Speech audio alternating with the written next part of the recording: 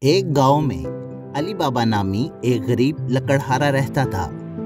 ایک دن جنگل میں لکڑیاں کاٹتے ہوئے اس نے گھوڑوں کی آواز سنی اور درخت کے پیچھے چھپ گیا۔ اس نے دیکھا کہ 40 چور آئے اور بولے، کھل جا سم سم۔ ایک بڑی چٹان کھلی اور اندر خزانے سے بھرا غار تھا۔ چوروں کے جانے کے بعد علی بابا اندر گیا، خزانہ دیکھ کر حیران رہ گیا، مگر صرف تھوڑا سا لے کر واپس آ گیا۔ علی بابا کا ایک چھوٹا بھائی شفیق تھا جو کہ بہت ہی لالچی تھا۔ اس غار کا راز جان گیا تھا، لیکن جادو کے الفاظ بھول گیا اور چوروں کے ہاتھوں مارا گیا۔ چوروں کو شک ہوا کہ کوئی اور بھی غار میں آیا ہے۔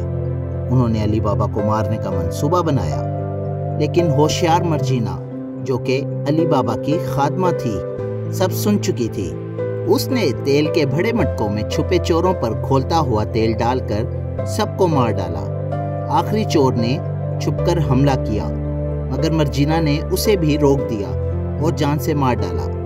علی بابا نے خوش ہو کر اسے آزاد کیا اور اپنی بیٹی بنا لیا۔ پھر وہ خزانہ نیکی کے کاموں میں خرچ کرتا رہا اور خوشی سے زندگی گزاری۔